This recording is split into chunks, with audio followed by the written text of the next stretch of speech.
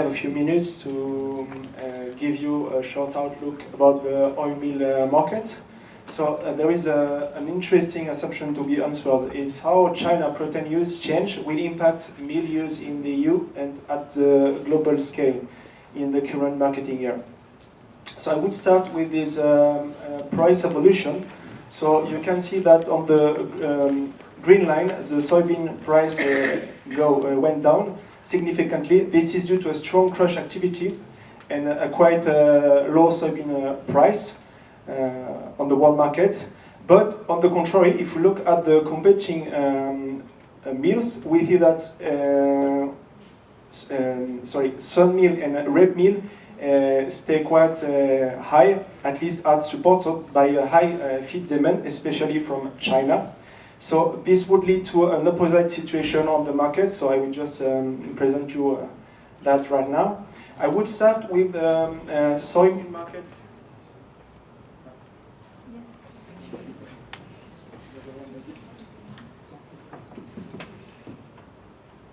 Okay, so as I said, I would start with the EU soybean market because there is a very interesting pattern. If we look at the current competitiveness between soybean and wheat, especially which are competing raw material and animal feed, we see that soybean is very, very attractive currently. There is a small figure at the right side, so just to show you the ratio between soybean and wheat price. So the red line is for the current marketing year. It's well under the two previous marketing year. So definitely a very, very attractive soy meal that would lead to a sharp increase in soy meal consumption in the EU. And how can we meet this sharp increase in soy meal?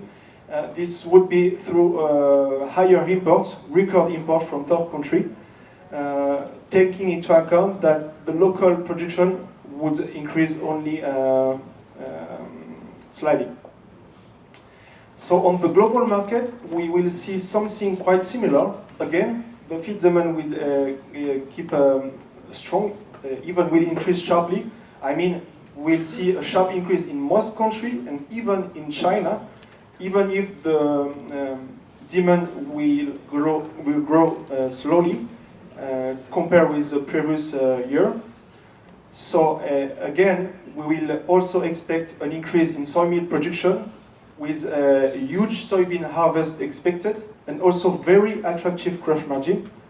But the demand will be so high that we could also expect a quite fragile situation with a slight decrease in ending stocks.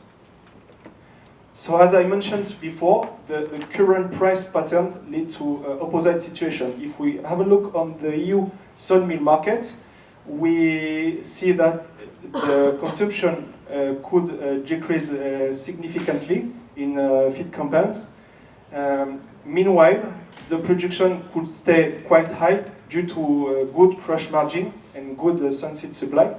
This would lead to less import requirement from Ukraine mostly, by taking into account the Chinese demand, which would monopolize this soy meal. So, talking about China, if we have a look on this graph, which is quite interesting, we can see the huge demand expected for the current marketing year. Is a red square on the right, but only slightly increasing local production. So this situation will lead to a strong import requirement in the country. And the only players able to supply China would be Ukraine. So if we look at the left graph, we will see that export for 18-19 will reach a record. And of course, the ending stocks in Ukraine will decrease quite significantly. So as Ukraine is one of the biggest player, the main producer of soy meal and the main supplier, the global ending stock will decrease sharply for the current marketing year. So as a conclusion, just some key elements to remember. The US balance sheet for soybean is expected very heavy due to a good harvest. We also expect good supply in South America and slowing down demand in China. So a global comfortable soybean balance. Meanwhile, the rapeseed situation could be quite fragile with tightening stocks in Canada and the EU, as mentioned before.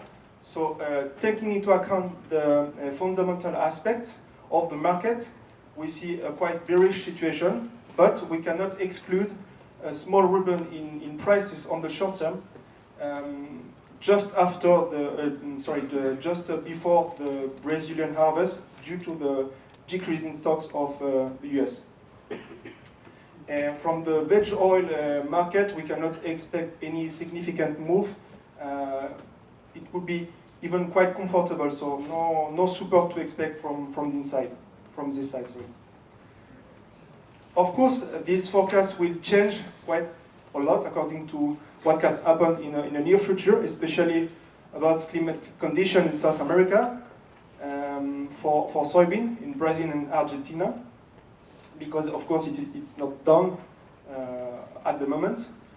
Also, we will have a look on the emerging condition of rapeseed in the EU, and also planting of something in the Black Sea for the next marketing year.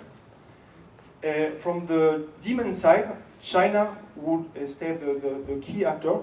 So we'll have a look on the demand, especially by considering the recent outbreaks of African swine fever that could impact sharply the demand. And the trade issue, the trade war issue with the US, of course. So tax policies, as mentioned, anti-dumping taxes for biodiesel will drive a crash from one side. And if we look globally, import tax of veg oil in India will also impact the global market of veg oil, and also in the wake of for oilseeds. And a last commodity to follow is the crude oil price, of course. So this is the very last step of our oilseed outlook. This is just some early prospect for the coming marketing year. If we look at the soybean market side, we expect a higher local supply with a decrease in production, offset by a sharp increase in carry-in stocks. Meanwhile, the world demand could stay quite firm, but not enough to absorb all the increased supply. So the situation at the end could stay about stable, quite comfortable. From the rapeseed side, the production could reach a level near the record of 17-18.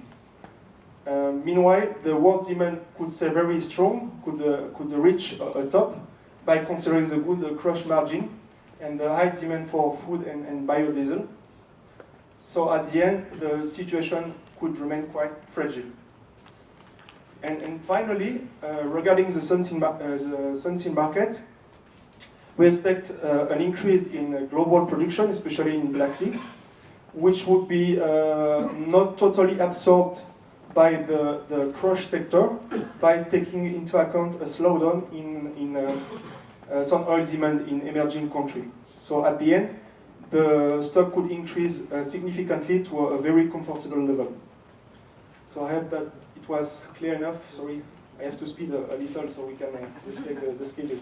Thank you for your attention.